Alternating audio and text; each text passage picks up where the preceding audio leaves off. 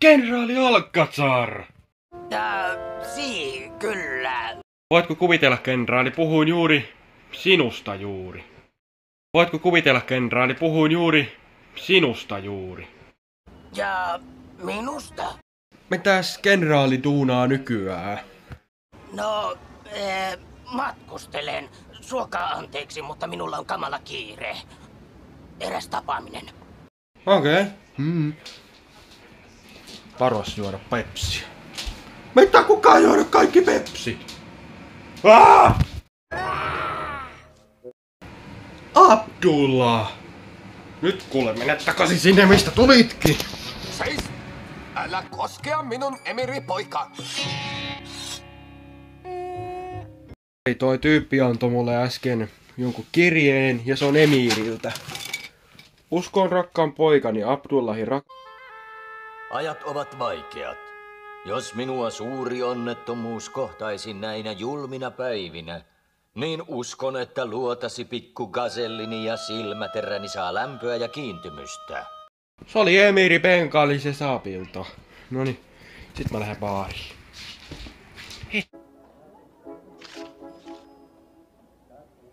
Entä tämä? Hetkinen. Kenraali puhuu tuolla jonkun kanssa.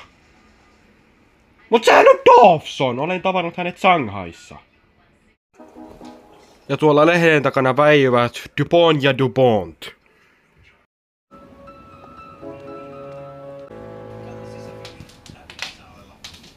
Huomenta, pomo! Kiukkupate! Olette lukenut päivän lehden? Hienoa. Mulpassalle myymämme koneet ovat tehneet komeaa jälkeä. Hän voittaa niillä varmasti emiirin. Ja Tapiokan homma on selvä nyt, kun Alcazar saa koneensa. Oho! Mitä tämä on? Pahus! Poika ja valkea koira!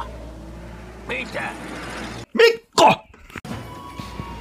Hemedin vallankaappauksesta on saatu nyt lisää tietoa. Pääkaupunki Vadesta on Mulbashan Voi ei, joukkojen Abdullahin hallussa. isä. Emiiri Benkalis Esa Pitää lähteä Kyprokselle ja äkkiä.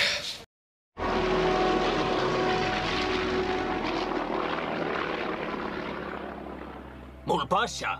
Täällä Dawson. Tintti on matkalla Kemediin.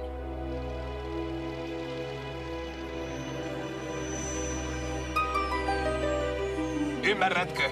Vie tämän laukun matkatavaraosastoon. Tässä Mulpasha. Käsky moskiitoille lähteä ilmaan ja välittömästi. Tehtävänä tuhota 3 ratsastajan ryhmä, joka on lähtenyt Padestahista. He suuntavat kohti Jemeliä.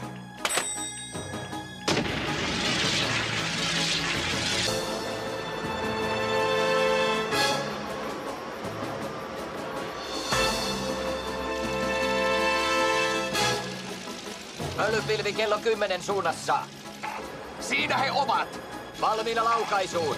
Tuulta! Tuulta! Senkin tollot! Tästä te menette sotaoikeuteen! Alennan kaikki linnaan loppuiäksi! Tollot! Pääsin emiirin luokse.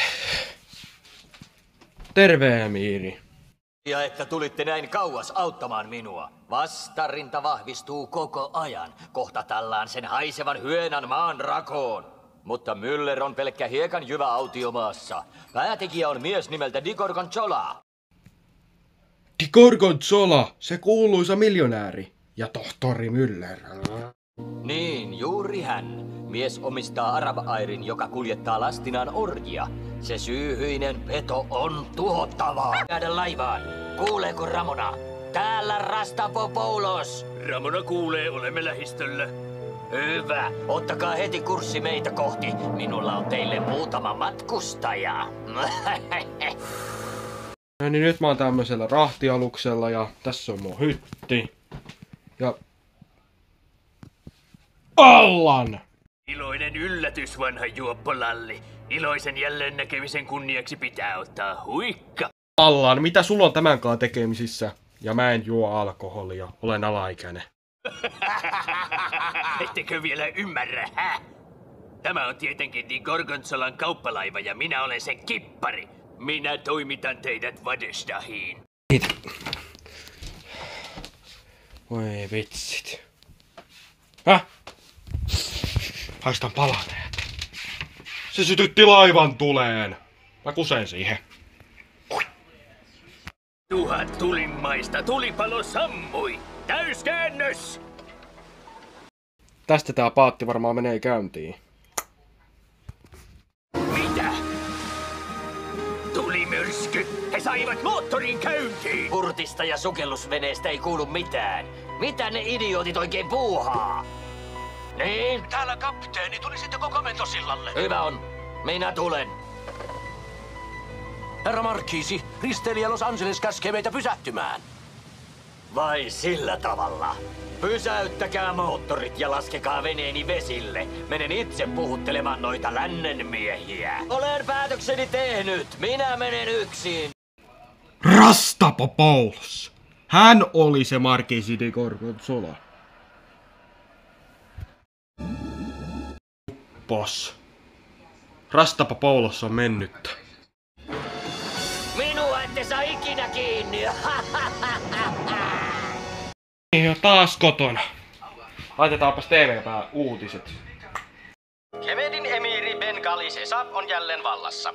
Hänen ansioikseen voidaan lukea orjakaupan lopettaminen Punaisen meren alueella. Rastapopouloksen ruumista ei ole vieläkään löydetty. San Theodorissa Alcazar on kaatanut Tapiokan.